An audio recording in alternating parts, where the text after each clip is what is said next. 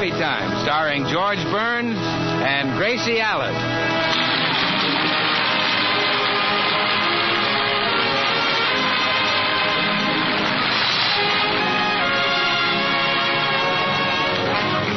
With yours truly, Bill Goodwin, the music of Meredith Wilson and his orchestra, and Jerry Hausner, Elvia Allman, Margaret Brayton, our happy postman, Mel Blanc.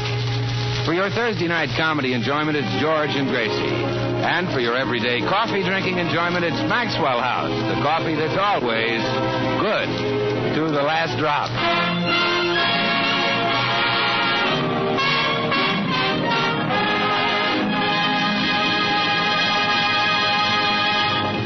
Week before last, George challenged Gracie to earn her own Christmas money. He wishes now he'd challenged Joe Louis to a fight. First, Gracie sold his cigars. Then she painted his car yellow and started a yellow cab service. Then she sold Christmas trees, which she chopped out of Griffith Park. But wait, now you're going to hear something really gruesome. And here he is. Gracie, please. Please stop trying to earn your own Christmas money. I'll give you all you want. No, sir. You said I wasn't smart enough to earn it, and I'm going to show you. I'll earn it with my own head, no matter how hard it is. Look, honey, I take back what I said. You are smart. You're brilliant. Am I pretty? You're beautiful. You're the most brilliant, most beautiful woman in the world. Now, will you give up earning your own Christmas money? Well, I was going to, but if I'm that smart and pretty, I can't miss. And so Gracie has continued to try and earn her own Christmas money. Poor George never knows what scheme she'll try next. For example, today at noon when he came home...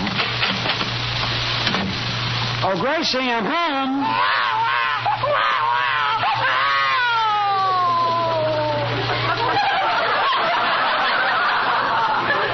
For Pete's sake, a baby on the couch. Gracie, where are you? Here I am, dear. Look, a baby. Where did it come from? Your mother never told you?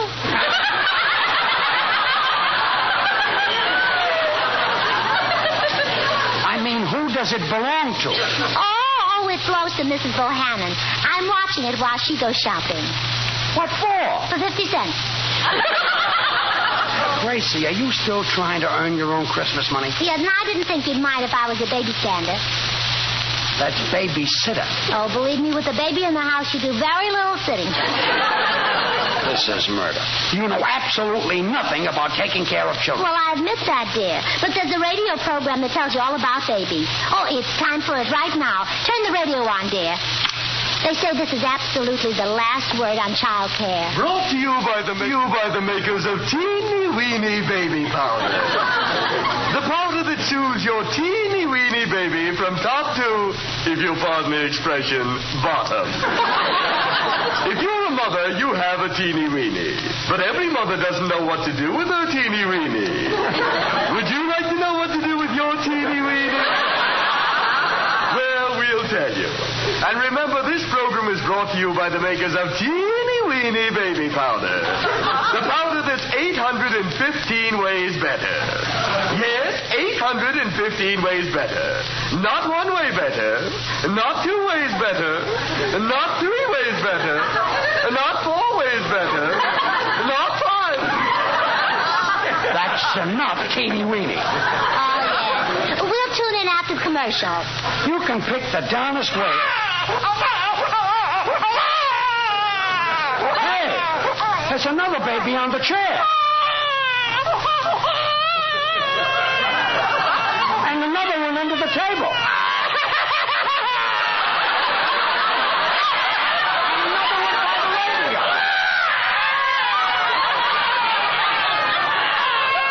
I'll stand here till they stop. There's nothing. What happened? Oh, somebody came in with a toy, I guess. Gracie, what do you do when they all cry at once? Well, at first I didn't know what to do, and then I read a book that solved everything.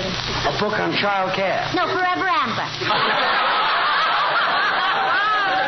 That book says nothing about stopping babies from crying. Well, I know, but I got so interested in what it did say that I didn't notice them. Great. You know something, though? The more I look at this little baby, the more I realize how incomplete a home is without them. You're right. In fact, well, it would be nice to... Judge, are you trying to say that you'd like to have one around all the time? Yeah. All right. After Christmas, we'll go into the babysitting business permanently. We will not. But you just... Never mind.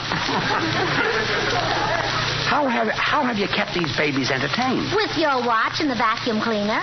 My watch and vacuum cleaner? Yeah, they played with your watch. Well, what about the vacuum? Well, after they finished playing with your watch, I had to pick it up. Look, tune in that program again. Maybe they'll have some less expensive ideas. Oh, yes, the Teeny Weeny Baby Powder program. They must be giving advice on babies right now. Not 247 ways better. Not 248 ways better. Not 249. Nuts to that. Teeny weeny. Come in. Hello, all. Oh, how do all? Hello, Meredith. Say, isn't that a baby on that chair? Yes, it is. I knew that was a baby. I'm pretty smart about those things. Sam Einstein. Well, Meredith, that's not the only one. We have 5 babies. By George. No, they're not by George.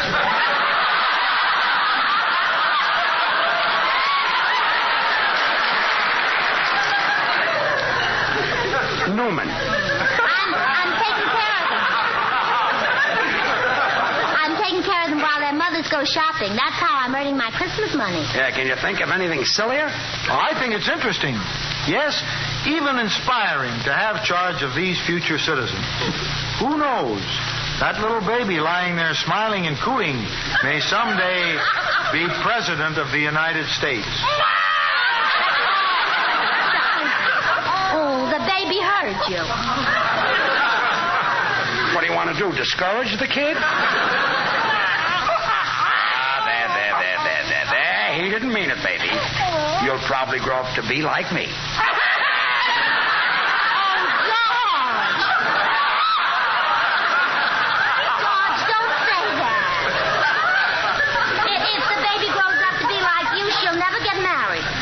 She? Oh, I didn't know. There you are. That's what makes taking care of babies so interesting. You never know what they're going to grow up to be. Would you like to hear what happened to my aunt in that respect? No. Well, sir, my aunt, Martha is her name, Martha Frisbee. She married Fred Frisbee, the silo builder. I guess you heard of Fred. He builds all my silos, yeah. Well, one night... by the way, lots of people get him confused with Fred Frisbee from Fort Dodge, Iowa. Oh, this is a different Frisbee. Yes, Fred Frisbee from Fort Dodge is a hog breeder. Oh. And in 1937, at the Kansas City Livestock Show, he exhibited the biggest boar Iowa has ever produced. I'm glad you won, Meredith. George. Go on, Meredith. Tell us what happened with your aunt. Oh, yes. Back to Aunt Martha. She's married to Fred. Fred Frisbee. One night in 1914, Aunt Martha was caring for a neighbor's baby, and it was teething. Well, sir, nothing my aunt could do seemed to help. Suddenly, she spied a bottle of bourbon in the cupboard. So she rubbed bourbon on the baby's gums, and that did it. My aunt gave him his start. Gave him his start? Yep. She rubbed bourbon on his gums, and today his picture is in every magazine. He's a man of distinction. Out, Meredith. Out. Goodbye, all. Now, Gracie, I still say you don't know how to take care of these babies, and you better call them. Oh, that's right. The Teeny Weeny program. I can tune in that now. T-Radio is wonderful today. You can learn anything you want to know. Not 518 ways better. Not 519 ways better. Not 520. Let's get tickets to that program sometime. It must be wonderful to watch. Yes.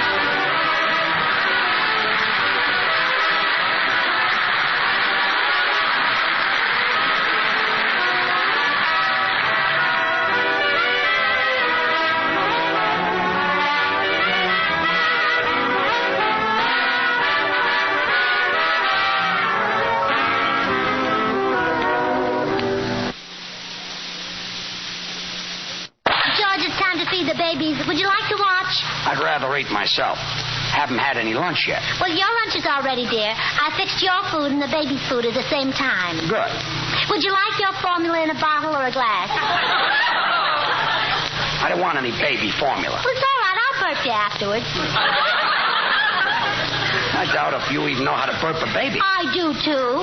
When you strain the baby's vegetables, you put in a few radishes. Believe me, you need help. All right, I'll turn on the teeny-weeny program and get some instructions. Yes. Surely the commercial is over by now. Not 813 ways better, not 814 ways better, but 815 ways better. That is our claim for teeny-weeny baby powder. Well, at last he finished. And now you ask, what are those 815 ways? Who asked? All right, I'll tell you. First, it's so fragrant you can smell it. Second, it's so pure you can eat it. Third, it's so mild you can... My goodness, now he's going to tell us 815 things to do with the powder. I can make it 816.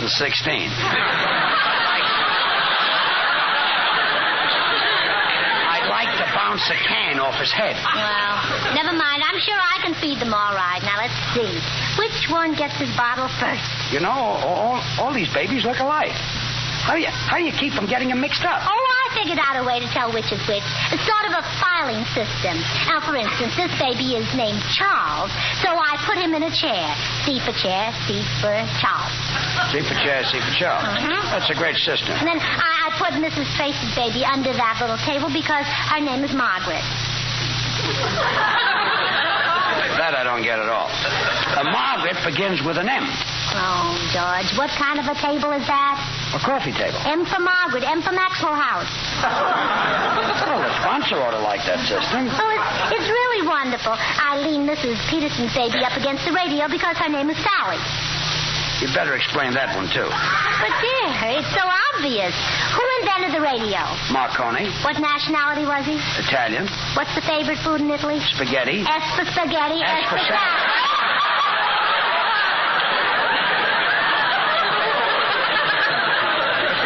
I was a fool not to see that.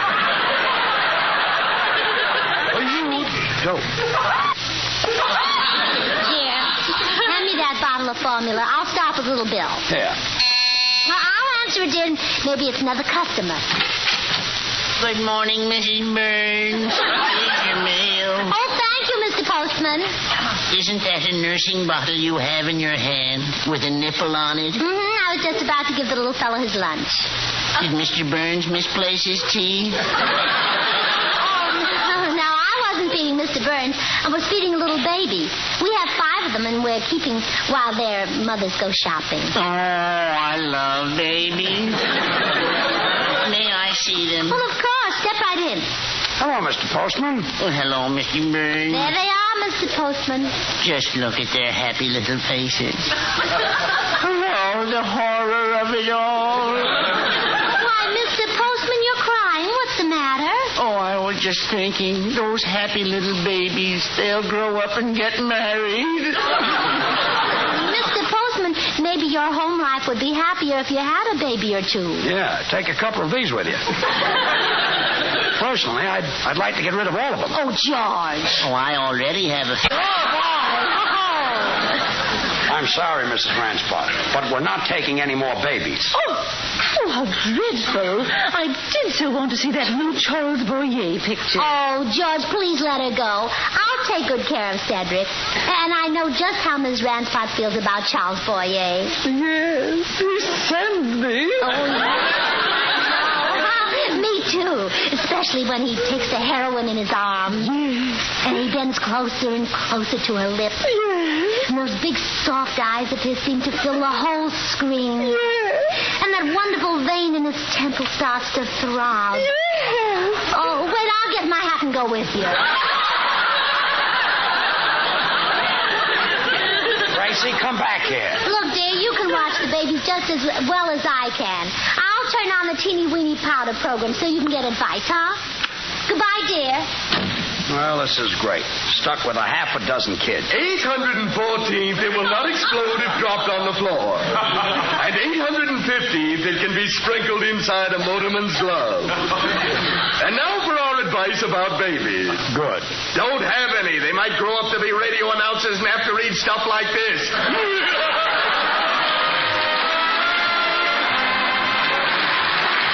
Here's one of Gracie's favorites, Rose Room. Meredith Wilson and Miss Chiffon Music.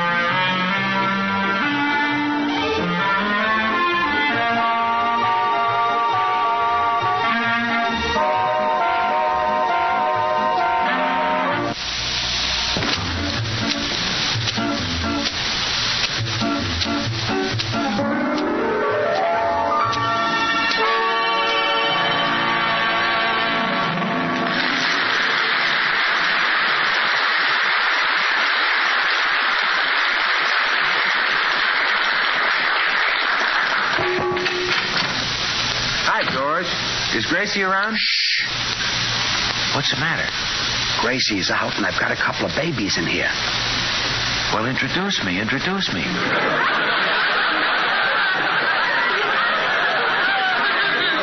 Bill, you don't understand.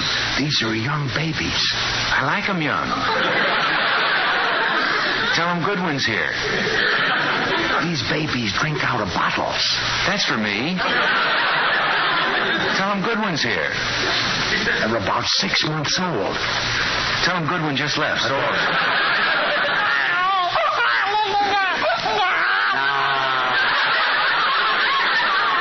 a minute. You woke that baby up, and you're going to help me put it back to sleep. Well, George, what are you doing with babies around the house anyway? The mothers left them here while they went out shopping. I know how to quiet the little fella. Hush-a-bye, baby, be quiet as a mouse. Mommy's out shopping for Maxwell House. Hey. I knew that'd make you happy, kid. Yes, sir.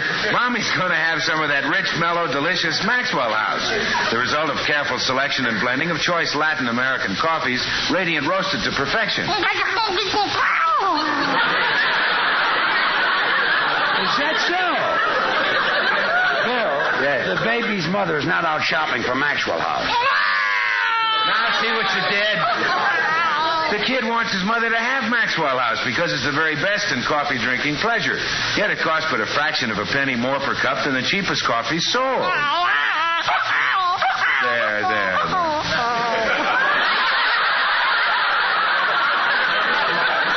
You'll buy the coffee, so be quiet as a mice. A mice? Oh, you'll see. Maxwell House is bought by more people than any other brand of coffee at any price. I see. Good to the last drop. Oh, no.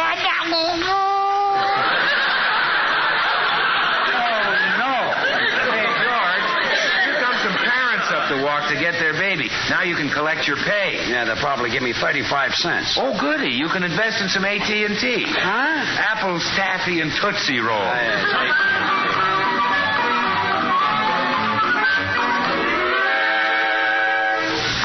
Are you sure this is the Burns house, Elmer? Yes, Pet. We've been trying to adopt a baby.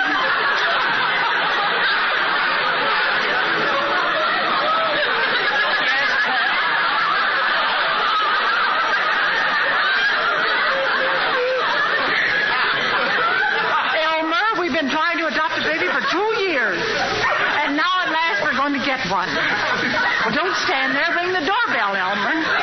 Yes, pet. The postman says they've got a whole house full of babies. And Mr. Burns would like to get rid of them.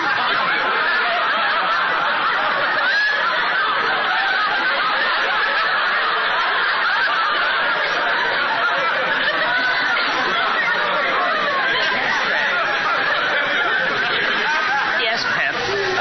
Now, when he comes to the door, you keep your mouth shut for a change and let me do the talking. Yes, pet.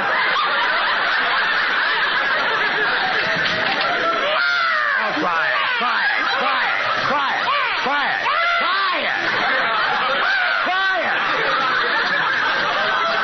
I hope you've come for one of these babies. Yes, pet. Huh? Stop gabbing, Elmer. Yes, pet. Here are the babies. Pick yours out. Let's see. Eeny, meeny, miny, mo. This one. I didn't know we had a mo in the crowd. Now, how much do we owe you? Oh, I don't know. Whatever it's worth to you. How about $100? What? $150? $150? All right, here's $200. But, Quick, yes, Elmer, pet. before he changes his mind. Now, here's our name and address. You can send the baby things there. Goodbye. Wow.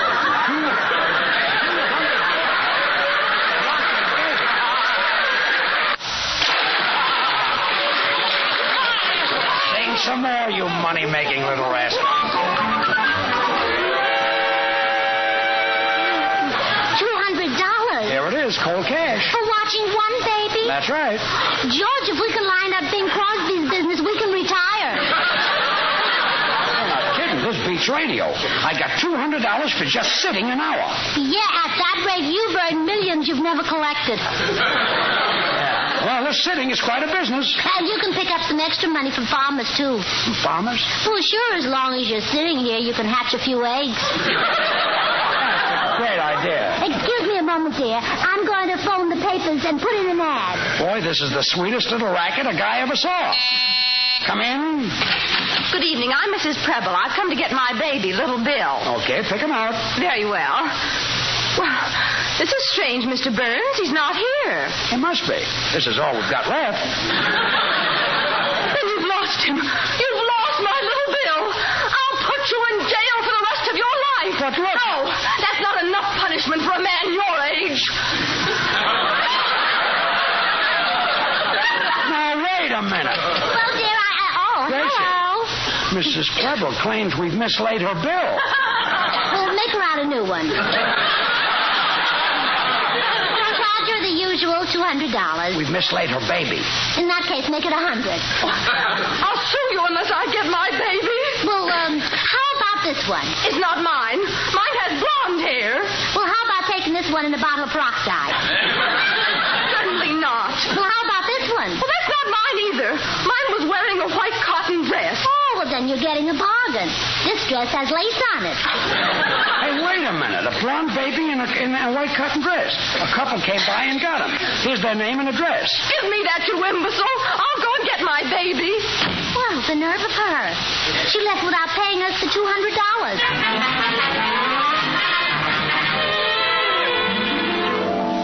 Now, calm down, dear. Let's go to bed and forget the whole thing. Poor people thought they were adopting a baby. I had to give them back the $200. All right. Now, go to bed. Okay, but remember, no more babysitting. If I ever see another baby around here... Holy smoke!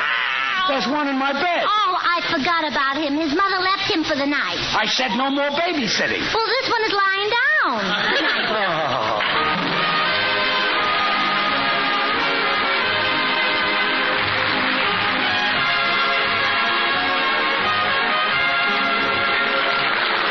Join us again next week when we'll all be back. George Burns, Gracie Allen, Meredith Wilson, and his orchestra, yours truly, Bill Goodwin. The George Burns and Gracie Allen Show is written by Paul Henning and Keith Fowler. Until next Thursday, good night and good luck from the makers of Maxwell House, America's #1 preferred brand of coffee. Always good to the last drop. Good night. Good night.